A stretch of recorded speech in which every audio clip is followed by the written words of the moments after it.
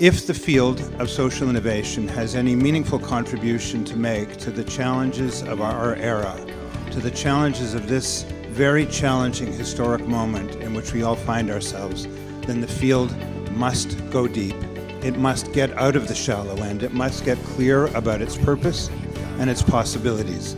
My name is Jesse. I'm a third-year student studying International Development Studies and Environmental Science at the University of Toronto Scarborough. I'm the founder of Build Blue, which is a student club that is committed to helping young change makers develop the skills and opportunities so that they can go out and make a difference in their communities. There's a lot of, I guess you can say there's a lot of questions about what is social innovation and the terminology behind that. How do you do social innovation? What makes a social innovator? What is a social entrepreneur?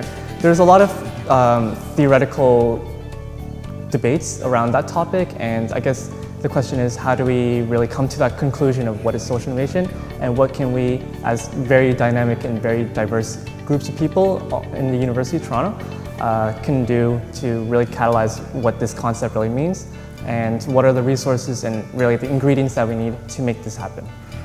Well, I think the university these days struggles a little bit with its capacity to think outside of the academic box, to think about the role of academics and scholars in really transforming society. And social innovation is a kind of a handy lever to assist people who really want to move outside of their own disciplinary silos to think about things like public outreach. So the idea of being a public intellectual, which was so present, maybe 80 years ago in the scholarly worlds, is really, we've kind of lost that a little bit. And I think of social innovation as a way to kind of recover that role personally as an academic.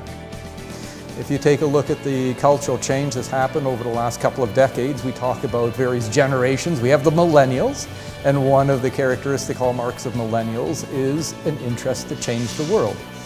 Well, if that can be harnessed and you provide the appropriate tools and environment to do it in, then you can actually do that type of change. You have to reflect on this.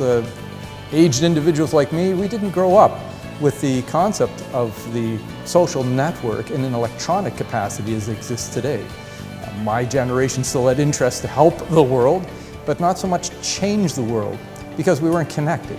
But that electronic connectivity makes it possible for any one individual to have an enormous impact in terms of their voice and their ideas to drive change. Now it becomes an issue of the university providing the tools and the opportunity for individuals to really express and explore that particular space. This kind of activity is the principal reason why I came to the University of Toronto in 2012 after a 25-year history of academic leadership at Harvard and the University of Michigan. Public health is about the health of populations, but for us, innovation and social innovation means redefining what it means to be healthy, what it means to die a good death, what it means to have an equitable society where everybody has access to health and can achieve that, but in a sustainable way, recognizing that health costs are increasing everywhere and the challenges to health globally and locally are huge. There's huge potential in terms of the student body, their knowledge, their passion. There's this untapped opportunity to harness that into social impact initiatives, both internal to the university and external. In my group, we talked about the particular levers of power to university. What about high net worth donors who are going to be demanding this? What about students, particularly international students, who are going to be demanding this? And what about professors who are going to take the lead in wanting to teach these projects? So it's about understanding the levers of change, making opportunities for them to come into the university in many different ways.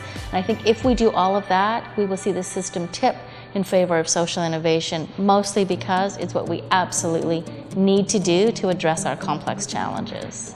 My stake in social innovation is that I'm really interested in this intersection of social justice with global health, and social innovation is a perfect forum for that intersection to take place. And one thing that I kept on percolating in my mind was how the structures at the university sometimes hinder social innovation. And being able to talk about it in a space that is located at the university was so liberating. So for instance, we had administrators, we had deans, we had students all talking about the very structures that instead of encouraging students to think radically, to do critical research, but instead are hindering them.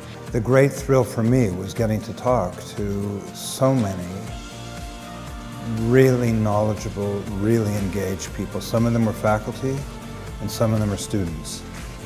But the depth of knowledge and the passionate interest in these very diverse fields was fantastic. What would happen if the University of Toronto, the largest publicly funded university in North America, tried to become the best for the world?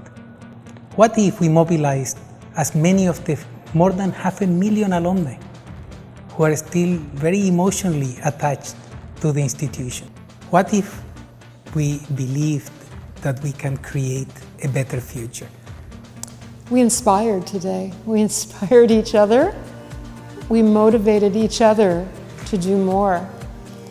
And so building up to our November conference, I cannot imagine what the energy is going to be like in November.